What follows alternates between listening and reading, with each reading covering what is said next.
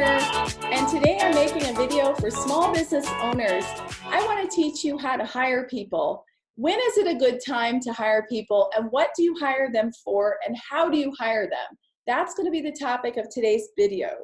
So number one is, when do you hire people? It is so important when you're building a small business to get help in the expertise areas that you're not proficient in. So your business definitely has your core expertise, and everything else is considered new territory. So these tasks are things that you can get help in. So instead of staying up all night watching tutorials and try to DIY it, you will sooner or later figure out that you need to know just enough to be able to do it yourself once, or to get the gist of how it's done so that you can hire people to do it. Because if you are building a business selling something, but yet you're spending all night editing videos to talk about how you're selling something, that may not be a good use of your time. Why? Well, number one, you're killing your energy. Your energy is super important, and you need your energy in order to grow your business, to make smart decisions, and most importantly, to be out there getting new clients. So if you're depleting your energy by doing all these manual tasks, then you're not going to have that energy. Number two, you're going to take all the time that you have in your day that you should be giving for your personal health and your personal well-being and your relationships. So you're going to be working way too many hours. And number three, you're probably not going to do a very good job, because no matter what, you're an amateur. So at the very least, hire someone so that you see how it goes. You can always do more on your own, but if you hire someone, then you'll see what a real expert does, how fast it takes them, what's the quality output, and what's the cost of it, and then you'll know. So I really want business owners to focus on building the business, growing the business, and most importantly, client stuff. And everything else, try to get it off your plate. So the first thing to hire people is to determine what are the non-essential skills that you're not an expert in, and make a list of all of those and say, okay, I could probably try to hire someone for these things. Number two is to find a job description or create one based on that. And it does not have to be the level of a massive corporation with all the bells and whistles. It can be a very small paragraph describing what you're looking for, full-time, part-time. What are the main job duties? What are the requirements that you've set? And then, now where do we find that person? So what you're going to do is first tap into your friends group. You're going to say, hey, I'm looking to hire a video editor. Does anybody have a good video editor? And one place to reach out to when you're looking at your friends is, who has a lot of videos, and are they good? And say, hey, I like your videos. Who's your video editor? Can I hire them? And that's my first tip. And once you've gone through your friends and you've gotten a few names, then you can go over to your professional networks.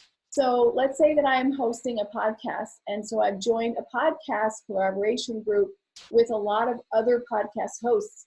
Well, that's the perfect place in that forum to post an ad and say, hey guys, I'm looking for a video editor. Does anyone have one? And they're like, yeah, we have one. And number three is to post a job ad if necessary. So if you've exhausted those first two options and you're not getting enough good candidates, you can post a job ad. And guess what? If it's administrative stuff, you can even hire a student from a local university. It's summertime and the students are home and they're all looking for work. So if you need someone to help you with some more administrative stuff, maybe even video editing, I'm just saying, don't neglect trying to figure out where the students might be looking, where it's a job board for students.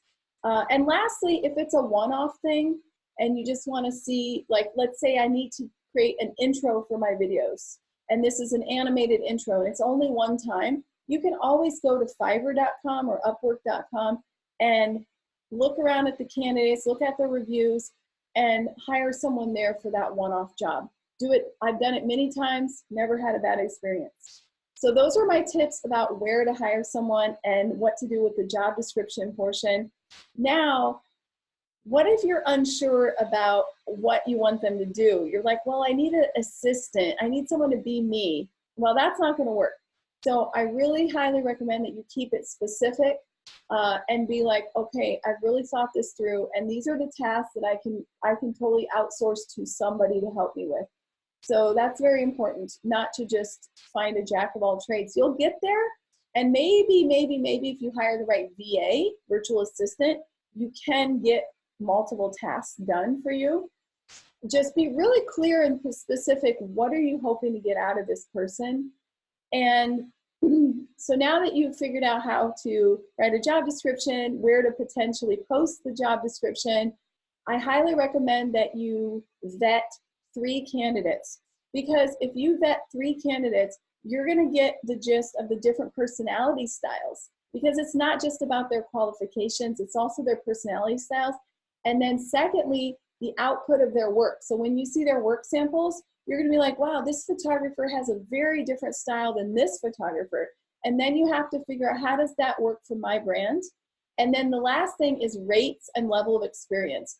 Obviously, if you're hiring someone who usually works with big companies, their rates are going to be much higher than if someone is like, no, I always work with solopreneurs, or I'm just getting started. So that's something you need to take into consideration too. And you need to be transparent with the candidate.